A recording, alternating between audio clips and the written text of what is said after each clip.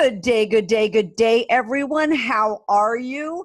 It is a beautiful day here in Atlanta, Georgia, and I hope it is wherever you might be. Today is our Ask Bernadette episode, and this is going to be all around what your questions, your stories, your challenges, the things that you're dealing with.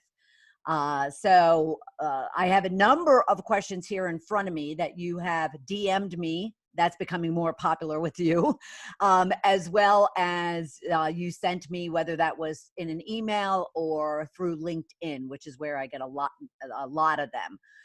So we'll be addressing all of those today. But if you do have any questions, stories, or challenges that you're dealing with that you'd like to have answers to, then be sure to go to our Shedding the Bitch Facebook page and leave a comment in one of the posts that lists our Ask Me Anything episode. We're also attempting to broadcast to you live on our Facebook page. However, it seems to be having an issue right now coming through Zoom. So we'll see what happens there. But anyway, so this is our first Tuesday of May. Can you believe it? We are 4 months past the new year. It's amazing. It's unbelievable. But I do want to remind you of a few things before we get started. Some of our earlier episodes that have been all around kind of what you're all are dealing with right now through this isolation, through this pandemic, through however it is that you're interpreting it. So we've had conversations about how serving others could actually be a great tool for you to use to kind of get you out of your head and maybe out of where you're uncertain and stuck and confused about what it is that you should be doing and how you need to be maybe pivoting or shifting. So if you actually turn it away from you and what you're going through and turn it over to helping others, maybe volunteering, maybe, people are making masks, people are packaging, bags of food and bags of supplies and distributing in their community. Some people are just picking up the phone and calling someone and seeing if they need anything, if they need help, or simply to say hello. So that was that whole conversation around how you could be using service to kind of help you jolt yourself out of whatever it is that you might be consumed with. We talked about persistence being a really key to your success, especially in trying times, whether that's today, tomorrow, or in the future. And the fact that, if you stay focused on not only having that plan, but taking those actions, and whether or not it's harder than it was a few weeks ago, or it's easier, or it's just more challenging, or you're not sure what to do or what to say in these times, just keep doing it. Persistence is key. And then we had a conversation with Melanie Brown, a fabulous conversation in regards to finding hope in the darkest of places. And that was just a very inspiring discussion as well, because she collects stories around overcoming tragedies, women who have really gone through hell and back and have overcome and thrived and achieved. So take a look for that. You can find all of our episodes on both sheddingthebitch.com/radio podcast page, or you can go to our Shedding the Bitch YouTube channel, because many of the episodes, especially recently, have been recorded. And so we're sharing them via YouTube as well.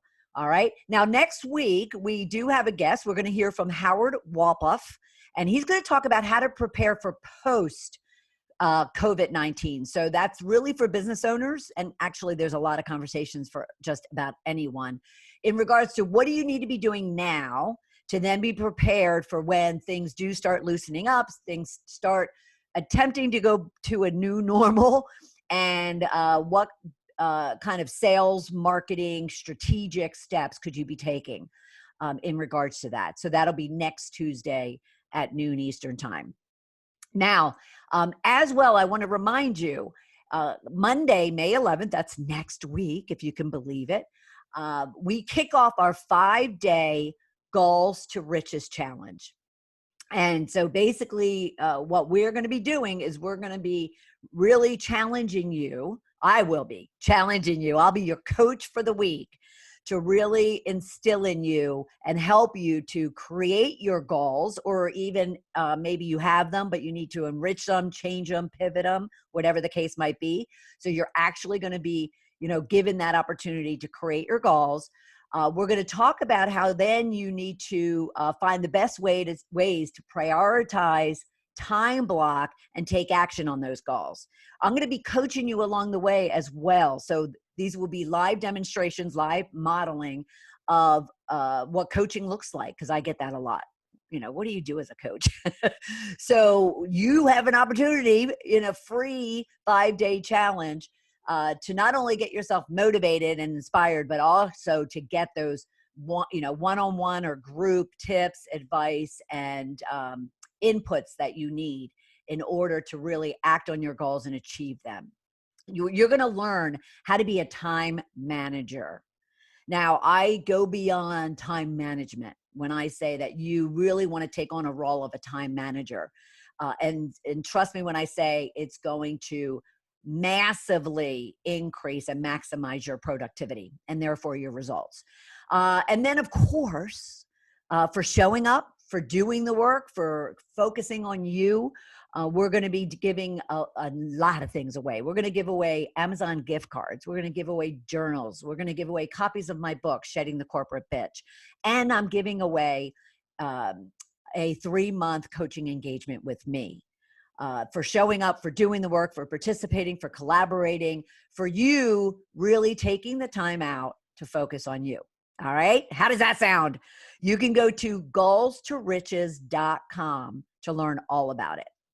All right. Now, as I mentioned, today is all about you and your questions, your challenges, your stories. And I even got one of those that we'll discuss. And again, feel free to DM me. Feel free to comment on our Facebook page. And it looks like we have gone live on Facebook. Deborah can always go out and verify that for us. On the Shedding the Bitch page, you can, DM me or comment right there if you have any specific questions. Now, keep in mind, if we don't get to them today, because we have a number of questions to get to, and or I don't see them or Deborah doesn't see them before we get off the call, I will respond to you quickly. And at the same time, may even suggest we jump on a 10-minute call. All right. So take advantage of that. And we're going to be talking about, stepping in and asking your questions, because that was one of the stories that I had gotten. And I kind of turned it into a question because that's basically what they were asking for. All right. So let's think about a couple of things. I just want to thank a couple of organizations that have supported the Shedding the Bitch community and all the work that we've done here in the last, 5, 6, 7 years. And that is Deborah Parker of Parker House Virtual Services. She provides virtual assistance and social media support to small to corporate size companies. So should you be interested or want more information, please email her at deborahparker.va@gmail.com. I also need to thank, and more than I could ever imagine, thank Debbie Snelling of the North Georgia Tax Solutions organization. They provide financial and tax services to small and corporate size clients. You can learn more about her and her fabulous team at ngtaxsolutions.com. All right. Okay, let's see. What else do we need to talk about before we dive into this? Since we don't have a Rich question today, because we have a number of them that have already come in, you can still tag with us, Rich tag with us. So if you are on Facebook or Twitter and you have comments or feedback or anything, then hashtag with us, ask me anything, or hashtag ask Bernadette, or of course, hashtag shed the bitch. All right. Okay, so let's dive into this because the questions are very interesting for sure. Now, the first one is, courses for becoming, courses for becoming a coach are popping up everywhere. Some tout getting a certificate while others simply say you can learn to be a coach in a matter of days with their training. Do I need certification to become a coach? This is a great question, and you're going to learn why in a second. But let's unpack that question first, okay? Because there was a lot of things in there. Yes, there are tons of courses and tons of certification opportunities to become a coach online. You just need to go to Facebook, Twitter, even Instagram, and you will find them. You can even go to LinkedIn and you will find them. Now, there is nothing wrong with that, because the fact that there are so many people transitioning, pivoting, shifting, deciding what it is that they now want to do. This whole pandemic isolation has caused a lot of people to rethink what matters to them, what their why is. So, and a lot of them are steering into other business opportunities, one of which is becoming a coach slash a consultant. Now there is a difference to that. So you could take that slash out. So coach or consultant. Now, the important thing about that, and I'll get to the question about certification in a second, but the important thing to consider about that is, if you are looking into any of those things, you are most likely a professional, right? Whether you worked on your own before and now you just want to pivot your own business, or you worked in corporate and now you might want to go out on your own. So be smart about this. Consider what that means when it also says that they're touting you can learn to be a coach in a matter of days. Now, there are get rich quick scenarios. And then there's I've been doing this, even though I've worked for corporate for many, many years, for even decades. And I have a lot of those skills and a lot of those talents. And I've been doing it, whether it's coaching, mentoring, whatever the case might be. And so therefore, simply kind of, changing the front banner of my office from whatever you were doing in corporate to a coach, it isn't a huge transition.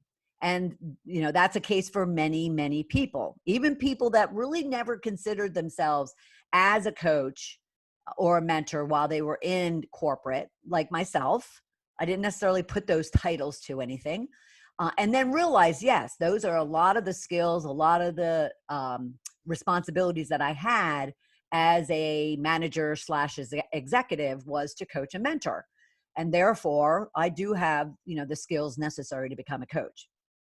But those of you who really feel that, well, I never really have been a coach or, a mentor slash a consultant, then you really need to dig into the viability of whether or not in a few days, in a few weeks, you could walk out and start coaching.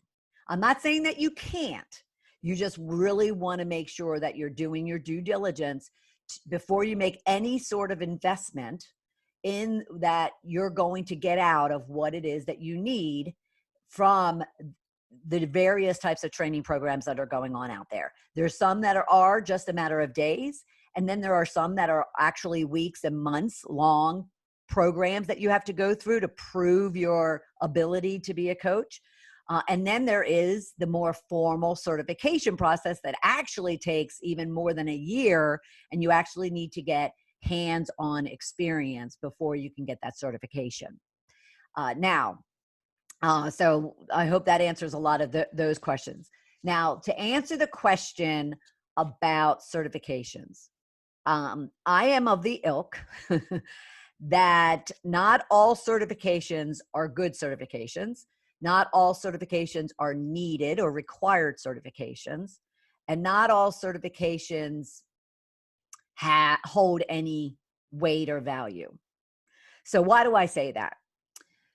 Well, first, from my 25 years of experience and 25 years of being in corporate, being even responsible in my last several years around the certification programs, I really, kind of dug deep to really evaluate what is it that the people are putting into the certifications, and then what are they, taking out and being able to leverage and maximize with a certification.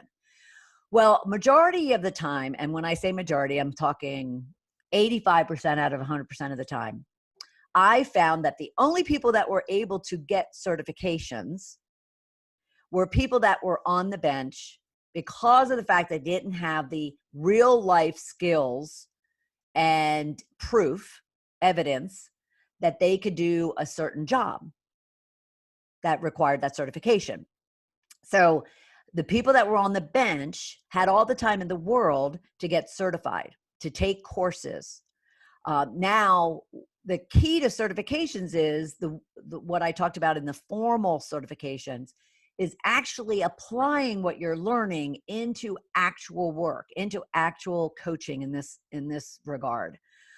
So you go into a training course with never having sat down with a client and actually coaching them and walking through a process and walking through an approach, certainly can be done. And yet at the same time, it will have an impact on how slow you are to being successful, or if you are successful in doing that. Okay. So, look at certifications as you need to be able to not only put in the time to get training and education, you need to put time into getting the application of what you're learning and the evidence and the proof that you have. All right. So that's one aspect of that. The second aspect is this. In the 12 years, yes, 12 years now, let's say it's 11. Let's say the first year doesn't count. So in the 11 years that I have been coaching, and I am not certified, okay? So I'll put that out there. I have never lost business because I don't have a certification. And the amount of times that I was asked if I have certification is 1 or 2. I won't even go higher than that because it's not. So you have to weigh that as well, because real certifications that not only are teachings, but are application, are you having to go out and find clients and coach them and bring back kind of evidence and proof and verification of how you've applied all the learnings and the lessons. It's not inexpensive. It is an investment. I'm not going to call it a cost or an expense, although I said expensive, but don't look at anything as an expense or a cost. Look at it as an investment. And is the investment going to give you what it is that you need so you get a return on that investment? And personally speaking, and so all those certification companies out there, don't come smacking me upside the head. It's just my opinion. You need to weigh that very closely as to whether or not the investments that you're making are going to give you what you need in order to get clients. So one thing I would just suggest is start coaching, start applying, start doing, and get the verification and evidence yourself. And if you're finding that you're getting hit up with questions about your certification, then by all means, make a decision as to whether or not you want to make an investment in that.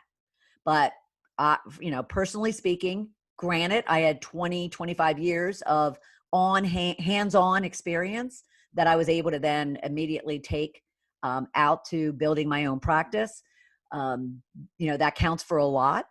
But at the same time, I wouldn't want to discourage anyone if this is a calling for you to be a coach, to be a mentor, and even if we're going in the space of being a consultant. All right, just do your work.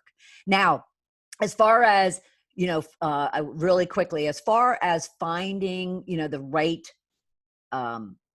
place, the right training, the right certification program that you might want to take, then do your homework. Make sure that you're looking at their credentials, make sure you're looking at their background, client testimonials. Not everyone has client testimonials. I'm just starting to work on client testimonials because for 7 or 8 years of those 11 years that I talked about, it was with clients that didn't want to disclose. I still have a few of those that they have a coach. Now, yes, a lot of people are proud that they have a coach, and yet others are not, and I'm not here to judge. So just be sure to do your homework. Look at their testimonials, look at their recommendations, look at their endorsements, look at their, the clients that they have, the type of clients that they have, so forth and so on. All right. So I hope that answered your question in regards to certification. All right. Let me just take a look here. Deborah is not seeing this streaming live on Facebook, just FYI. However, it is recording, so I will get it posted up on Facebook. Okay, because it doesn't show that I could. It's showing actually that I'm live on Facebook. Let me just hit that just real quick for a second and just see.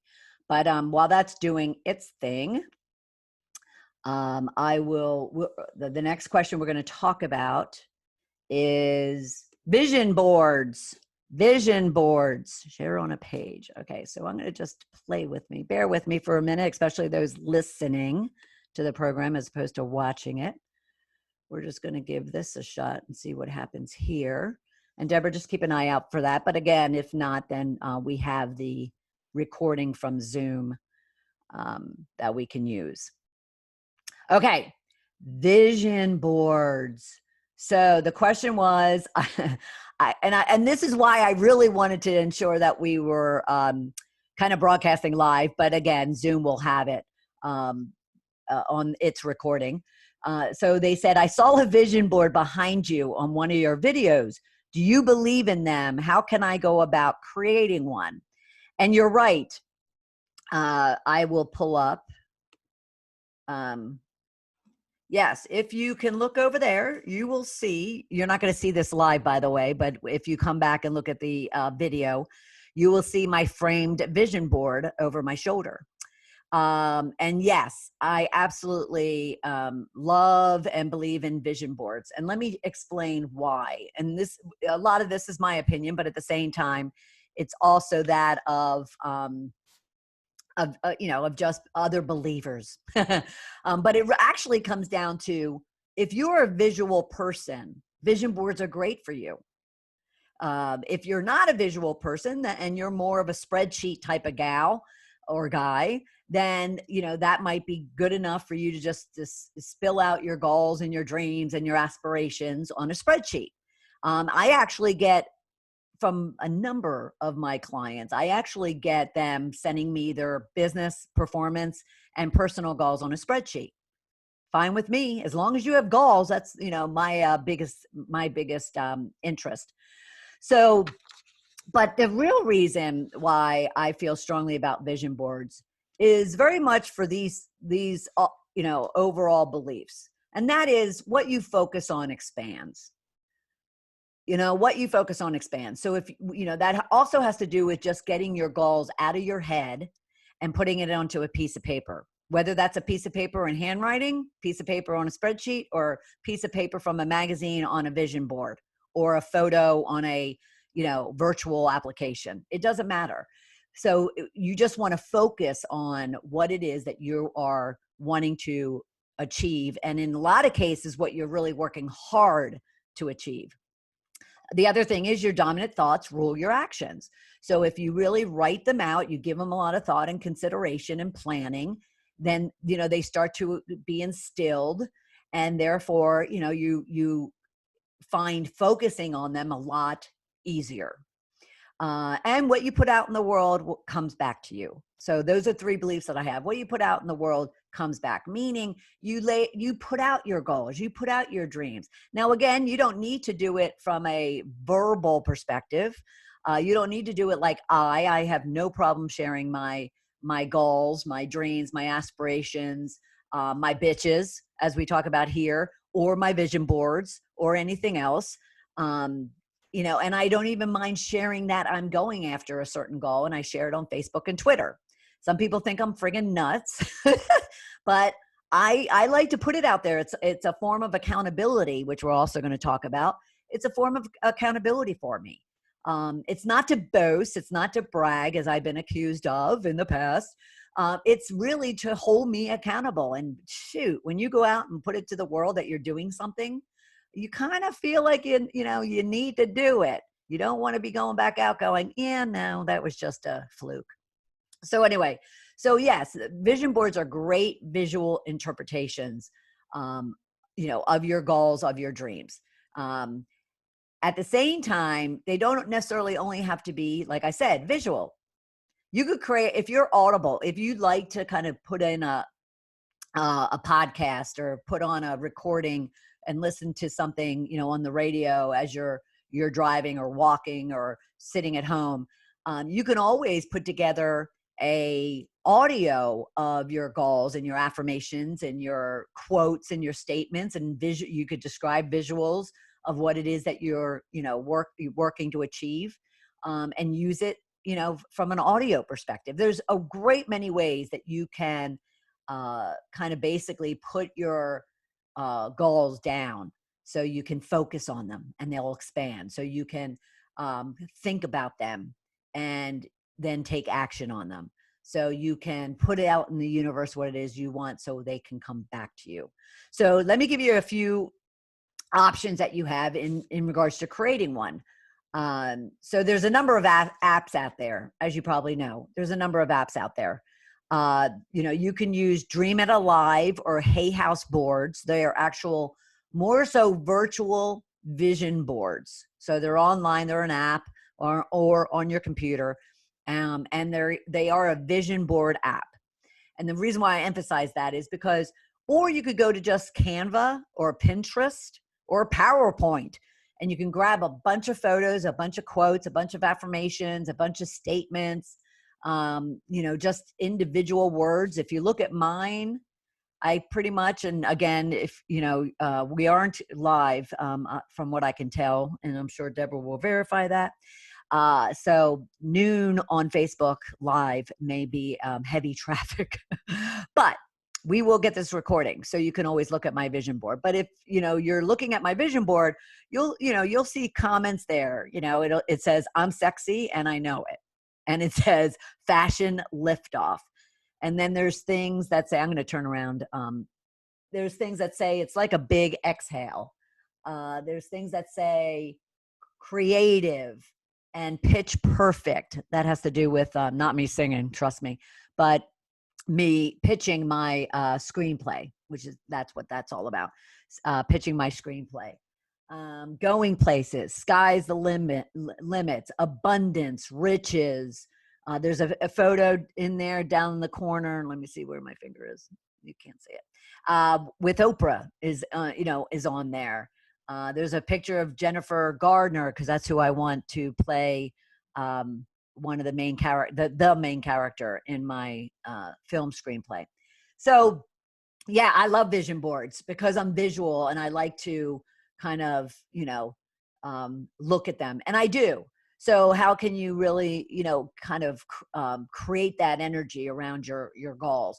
I'll just sit here and be really relaxed, and I'll just, take a break and just kind of stare up at them and kind of, read the affirmations that are on there, read the words, look at the pictures, and create a story in my head, of my goal, and just take them in, because again, what you focus on expands, right? So I am old school. So, you can use all of those virtual apps if you don't want anything kind of, tangible.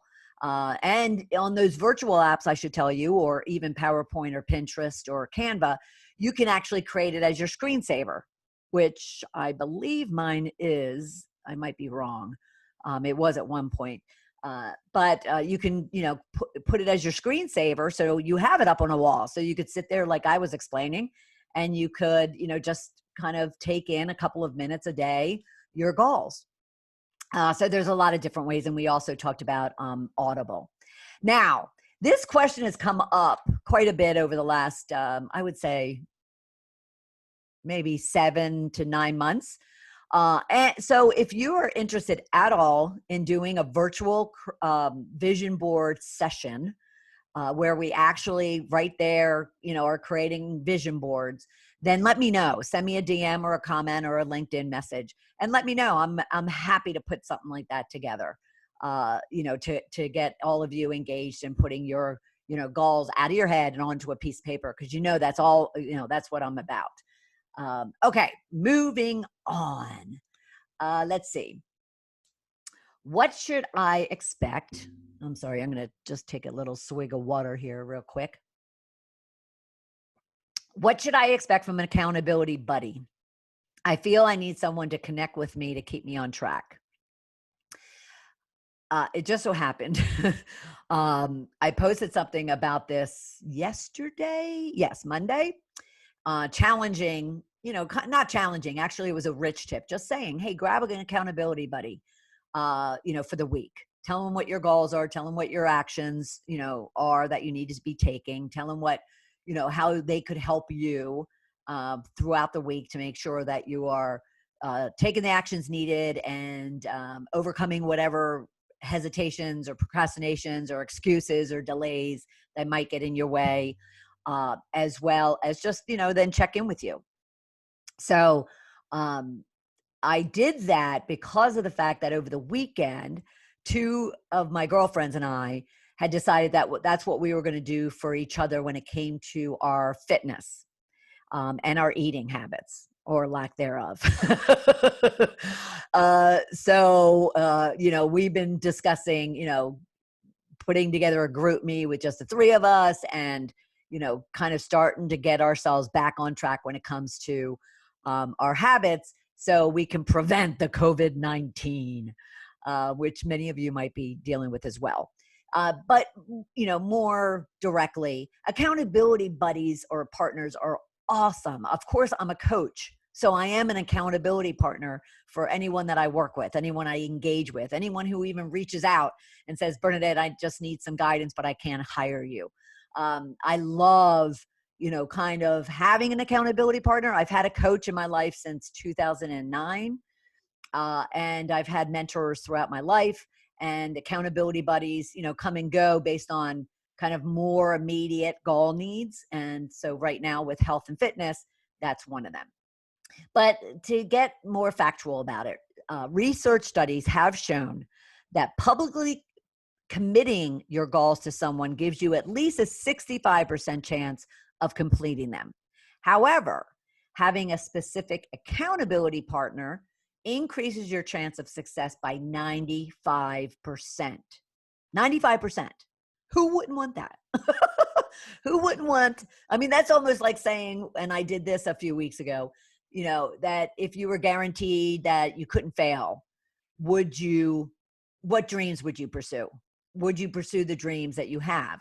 And people were like, yes, yes, yes, yes, yes. Well, so 95%, if you just simply ask and reach out to somebody around it, being an accountability partner for them, for you, and vice versa, you're looking at pretty much being guaranteed. Now, there's a lot of stipulations to that, mind you. A great reason for why, coaches are so relevant and so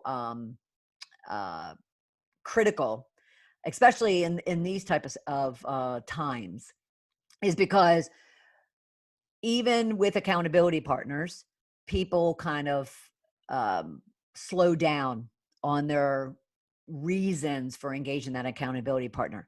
They get very resistant and very hesitant, and even try to avoid having to be accountable to that individual, because they know that accountability partner, they're there to hold them accountable to what it is that they've committed to for themselves. It's not about the other person. It's not about the accountability partner. It's about that for themselves. If you, like what I mentioned about putting my goals out online, if you tell someone, this is your goal, this is my objective, this is my why, this is my actions I'm going to take, this is my deadline, this is what I want to achieve this week, and then all of a sudden you don't, for many reasons, although as a coach, majority of the reasons I get are excuses, delays, procrastinations, avoidance, and that's okay, because life gets in the way and we're all human, and we all have those bitches that cause us, even me. I was going to say especially me, and maybe I should sometimes, but we all have those times where just our head gets in the way. But your accountability partner is there to inspire you, to motivate you, to ask the questions of what's getting in your way, not in any form of judgment, ridicule, shame, nothing. They should be there to uplift and inspire and motivate you. And I often say, kick you in the butt, in a very supportive, in a very gracious way. But that's why a lot of people don't engage an accountability partner or engage a coach for even more formal, not just accountability, but everything else that comes along with a coach. But, you know, what you need to be thinking about in engaging an accountability partner, your friend, a family member, a peer, somebody, you know, you play sports with, it doesn't matter, or a professional, it doesn't matter. Just, you know, look for them to provide you an ear, provide you a nice sounding board, an unbiased sounding board, but a challenging one. Because once you disclose that you have these goals and the reasons why you have these goals, they should have an investment in the fact that, well, they want that why, and I need to, you know, help them. I'm not responsible. I'm not in control of it, but I want to help them and guide them to achieving that why. That is what you want to look for in your accountability partner. All right. So there's huge, huge benefits in regards to it. So if you are truly seeking to advance yourself in life or business, if you truly are looking to elevate yourself, enrich yourself, up level yourself, be successful in your personal life, your relationship life, your spiritual life, your financial life, your work life, anywhere, then find that accountability partner and use that 95%. Damn, why not? Why not? Now, I also just will preface it by saying, look, your accountability partner is also there with the knowledge that you are going to slip up and you are going to have bad days. Okay, we all do. Days, weeks, even months. Use an accountability partner to take those months and weeks down to just days, even hours, because your goals are too important to you. And if they're not important to you, then find the goals that are.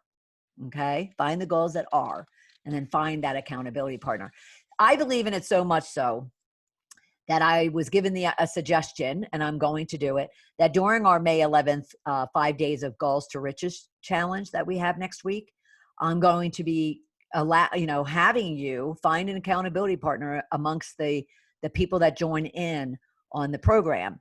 And you can reach out, make a new friend, learn about someone new, and ask them, you know, I want to be I want to have support and be helped during, you know, this challenge, and maybe it goes beyond the challenge in achieving my goals.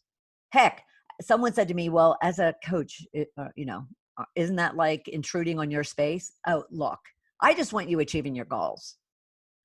If someone finds that, no, they need more than just a friend or a buddy and they want to engage me, that's awesome. I'm honored.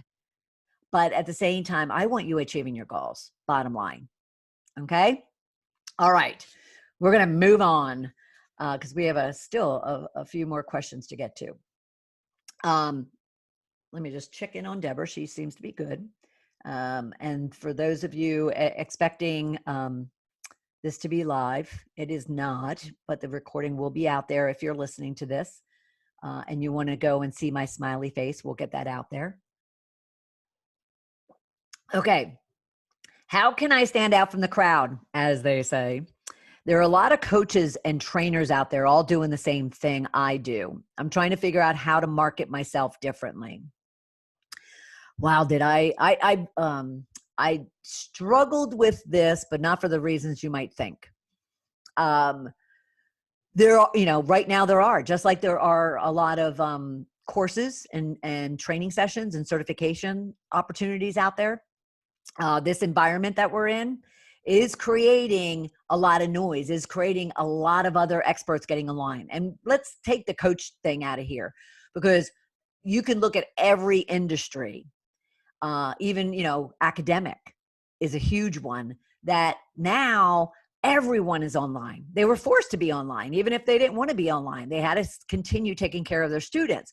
So now all the online at home colleges and schools that homeschooling services that were out there about a month ago, 2 months ago. Well, now they're inundated with competition because now everyone has been working to figure out how they need to get their school, their college, their vocational program online. Okay. So this applies to any type of industry. And so if you are one and now you're, building your business online, how do you stand out and how do you market yourself differently? So first I want to start off with be you. Just first and foremost, don't change who you are. Don't all of a sudden go try to copy, what the other person's doing.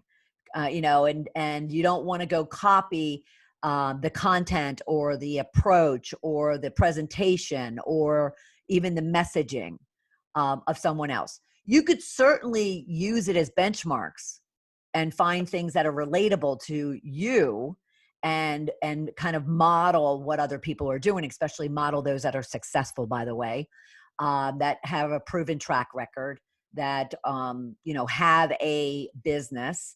You can certainly do that, but you want to bring you to the table.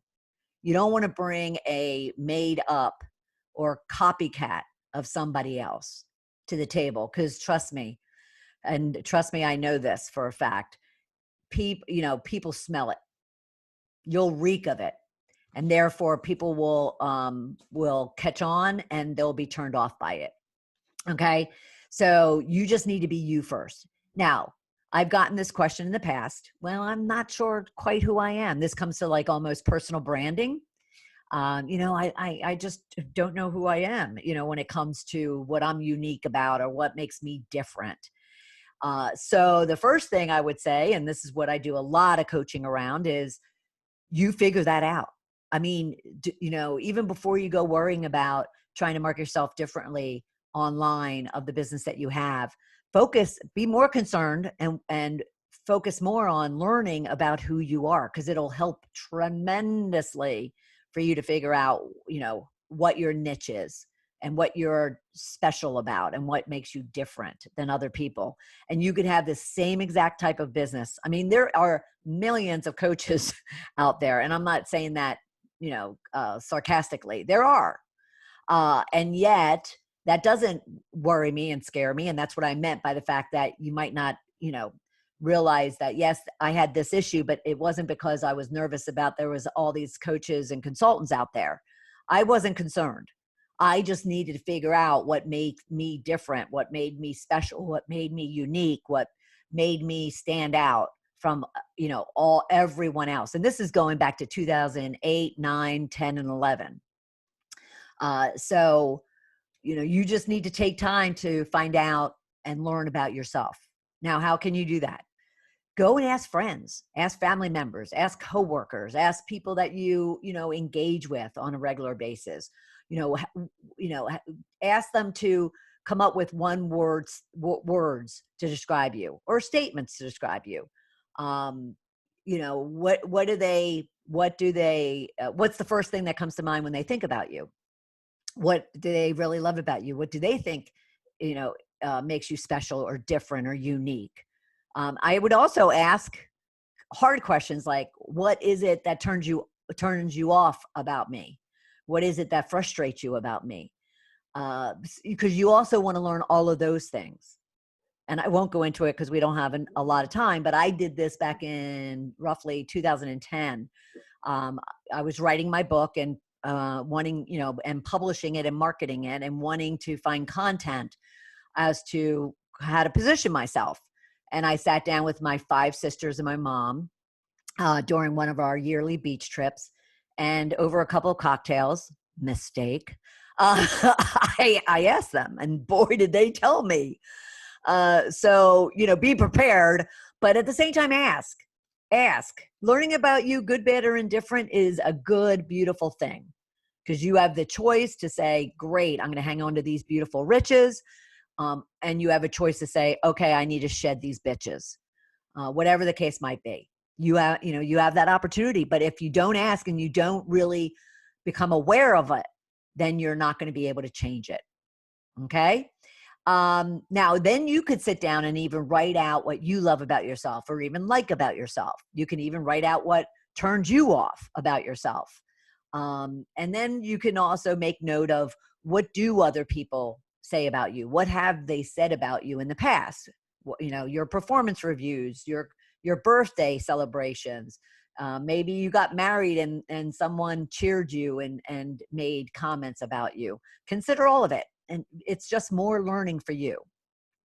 Now, if you really want to stand out and be different and unique, then set your expectations high as to what it is that you're going to do and how you're going to do it. Now, what I mean by that is, I'm not saying that if, you all of a sudden have to elevate your prices, or you have to go after, these mega corporate organizations when your heart is in the small business environment, for instance. What I'm saying is, have expectations of your promise to your customers. Promise them bigger, better, and different than what other people deliver on. And that to be true, that majority of the people have a great, FaceTime, Instagram, Pinterest, website presence. And yet they fall short in actually how they deliver to their customer in any number of ways, which we won't get into. So set the expectation for yourself to be bigger, better, and different, and make a promise to your customers as to how you're going to fulfill those expectations, how you're going to fulfill that promise. Showing up and being consistent, for instance, being early, let alone on time, delivering when you committed, always having a smile on your face, whatever the case might be, product, service, your personal brand, it doesn't matter. Just set your expectations high, create a promise that is bigger, better, and different than others, and you will stand out. And then keep that promise. Keep that promise. And this is probably one area, I'll admit it, I've struggled with over the years, is I've made these promises, even if I didn't verbalize them or put them in writing out on my website or my social pages, and I have fallen short a lot. I've allowed, other projects, other distractions to come into the way. And so I fell short. Now that's a dangerous thing, because once you fall short and you're not consistent and you're not delivering on your promise, then, people are turned off and you start losing them. So be sure that you're making commitments. And when you make this promise, that it kind of becomes part of you, is instilled within you. Because the minute you are inconsistent or you fall short on delivering it, not the minute, maybe I'm a little harsh there, but you don't keep that promise, and trust me, you won't look different and you won't stand out from the crowd. You'll look like everybody else, probably 99% of people. Because if you think about it, if you really think about it, think about who stands out to you online, on TV, in the business world, in the creative world, in the financial world. Who gets your attention? Who makes you stop and pay attention and to really invest your time, your money, whatever? That's 1% probably of the people out there in their industries. So just, figure it out and then commit to it. Okay, we're going to move on. This was the story, but I kind of culled it down into a question. But it was all about a partner not, needing to swallow their pride because they haven't had a job. They haven't even, sought to find a job. And this person's getting more and more agitated and frustrated, and the relationship is getting more volatile as the days go on. So what can they do to kind of get this person to basically get off the couch and find a job? Well, you have to, this is where active listening and compassion comes in. Someone's actions are rarely the reason or the cause. It's basically the symptom of what's really going on. So if you really love this person and really care about this person, or really are invested in this person, maybe it's from a business perspective, um, then, you need to kind of step back. And what you want to do is you really want to learn to understand. You want to listen to understand. You want to ask to understand. You don't want it to be demanding or um, abrasive or accusatory or judgmental or ridiculing. That's not what they need. It's why they're not stepping up and asking for help, which is what really you're wondering is, why isn't this person looking for help, seeking help, asking for help? And I'm going to simplify this. I say the same when it comes to even my communities, my own Shedding the Bitch, Shift to Riches, Ball of Fire communities. I've been doing this Ask Bernadette program for a number of years now. And yes, like today, I'll get a whole flurry of questions. And then sometimes there'll be crickets. And I'm sitting there going, God, I know for me, every day I have a question about something. And every day I'll reach out and I'll seek help and I'll seek advice, or I'll seek, Google or query something. But in a lot of cases, I need somebody to ask a question to so they give me an answer. And I'm probably well known on a number of Q&A boards, because I don't hesitate to ask a question, because we all have them. We all need help at times, and needing help doesn't mean that we're weak, or doesn't mean that we're not good enough or smart enough, or, we haven't, you can't figure it out for yourself. It has nothing to do with that. Seeking help means that you are looking to be more creative and open-minded and considerate, and it's not an area of expertise for you. So you recognize that, and you want to get answers, and you want to get support. So when it comes to this situation, that's why I'm saying you have to be a little bit more compassionate and a little bit more understanding. And in order to do that, you need to start asking a lot of questions, and then just listening to understand, not listening to respond, not listening to tell them what to do, not listening to advise, or even coach. Just listen, and they'll probably reveal a great deal to you. Okay. Because the reason why, this is what I've surmised when it comes to why, there's times we get a flurry of questions, and sometimes, and it's the majority of times, we get crickets. I think it is because there's pride. I think it is because someone, maybe you, are thinking, well, I should know that. Or thinking that, oh, they're going to think I'm stupid if I ask this very simple question. Or, they're going to judge me. Or I'm afraid to ask the question because I don't want the answer. I've dealt with that myself. You don't want to ask the question because you don't want the answer. And especially if you're asking the question of someone like myself, that's what my job is. My job is to be very, truthful and direct with you, compassionate, loving, supportive. But if you do ask a question, I'm not going to be, someone's not going to be there, or they shouldn't be there to necessarily stroke you to a point of, not giving you the directness that you might need, not giving you that accountability, not giving you that, that honest, loving support. But what your job is, or at least for this situation, ask a lot of questions of this person. It could be that they don't want to ask for someone for a job. They don't want to ask their neighbor if they know someone who needs somebody. They don't want to, ask a colleague who maybe they lost their job too, and now they're feeling sorry not only for themselves but for that other person. Pride, fear, is really the main reasons why people don't ask for help. So what you just want to do is get under the covers, and maybe you have to get to a point where you say, hey, look, is this a pride thing? What are you scared of? I made mention of that in our series back last month. I made mention of that of a scenario with a prospective coaching client calls me, says, oh, I think I want to work with you. I have this goal, yada, yada, yada, but I'm questioning why I'm not doing anything in regards to that goal. And I'm like, what are you scared of? And he was like, whoa, whoa, whoa, whoa, wait a minute. I'm not scared of anything. I'm like, well, if you are confident about your goal, would you be doing something about it? And he was like, damn, so pride gets in the way and we need to recognize it. Okay. I'm going to do this very quickly because I noticed we only have a couple of minutes.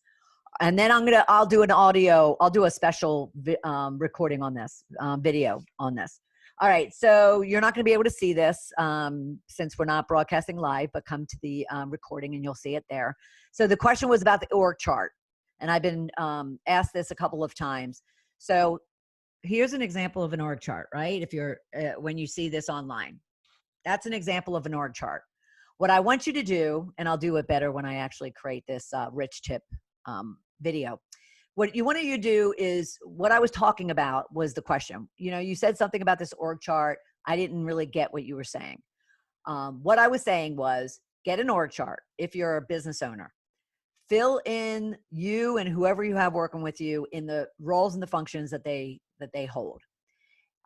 Anything else that's empty and blank, and it has to cross over the entire, functions of a business: HR, sales, finance, marketing, operations, product development, you name it, legal. You fill in those people that are working with you right now and yourself in the positions, and it might be all of them if you don't have anybody working with you. And then your job as a CEO is to put yourself out of those other boxes, meaning that you're to hire or delegate or contract or whatever the case might be. But your job as a true CEO, as a true business owner / entrepreneur, is to recognize that you need every function of a operating business that's out there. If it's just you, you're doing all of it. If you have people, then you fill in the blanks of where they're doing, those tasks and those functions. But after that, you need to put yourself in anything that remains open. And then your job is to delegate, hire, contract out of those boxes to where you're only in the box that you want to be in. All right. We'll get into that a little bit deeper on a special audio. All right. So those were all of our questions for today. If you have any, then feel free to DM me on our Shedding the Bitch pages or any other of our posts of our Facebook pages. Comment on any of our Shedding the Bitch posts, that especially the ones that say Ask Me Anything. Send me a LinkedIn message like many of you do, or email me, Bernadette Boas at sheddingthebitch.com. Whatever it is, just ask your questions, okay? And then come back next week. Howard Wolfoff will be here to talk about post-COVID-19, what you should be doing, what you shouldn't be doing. And keep in mind, May 11th, go to goalstoriches.com for our 5-day goal challenge. It'll be fun. It'll get you moving. And there's a lot of giveaways. All right. I'll talk with you next week, everyone. Thanks. Have a great week. Bye.